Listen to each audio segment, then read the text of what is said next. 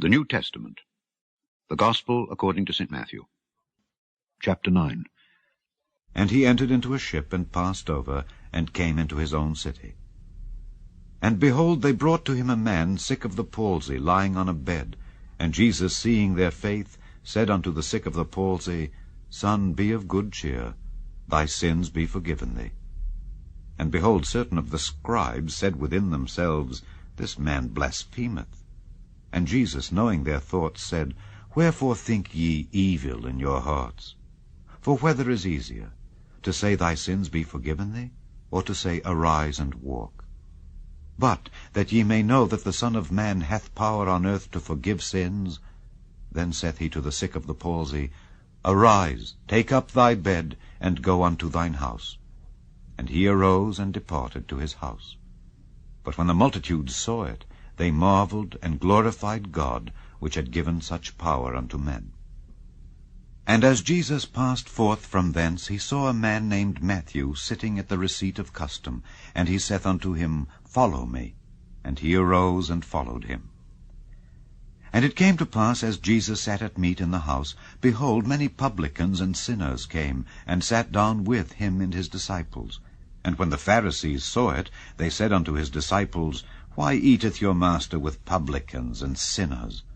But when Jesus heard that, he said unto them, They that be whole need not a physician, but they that are sick. But go ye and learn what that meaneth.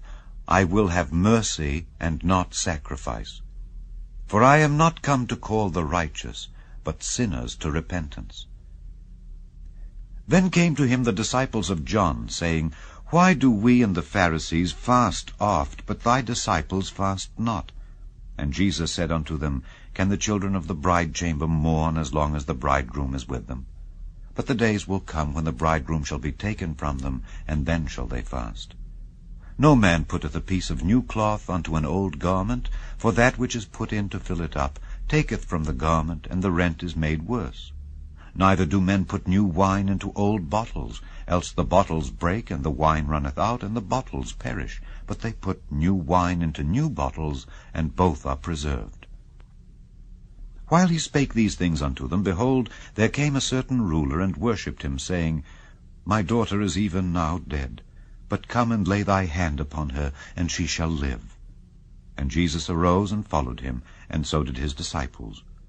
And behold, a woman which was diseased with an issue of blood 12 years came behind him, and touched the hem of his garment. For she said within herself, If I may but touch his garment, I shall be whole.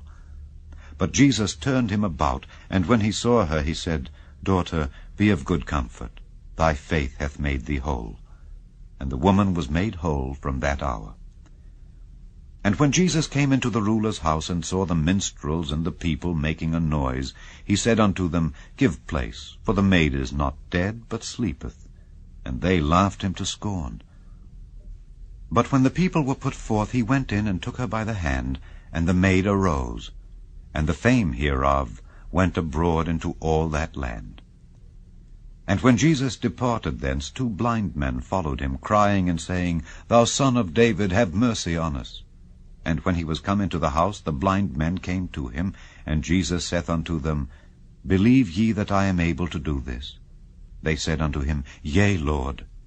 Then touched he their eyes, saying, According to your faith be it unto you. And their eyes were opened. And Jesus straitly charged them, saying, See that no man know it.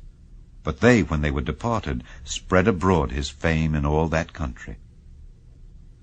As they went out, behold, they brought to him a dumb man possessed with a devil.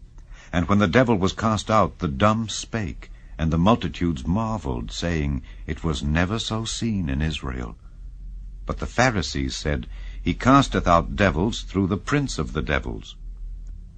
And Jesus went about all the cities and villages, teaching in their synagogues, and preaching the gospel of the kingdom, and healing every sickness and every disease among the people. But when he saw the multitudes, he was moved with compassion on them, because they fainted and were scattered abroad, as sheep having no shepherd. Then saith he unto his disciples, The harvest truly is plenteous, but the laborers are few. Pray ye therefore the Lord of the harvest, that he will send forth laborers into his harvest.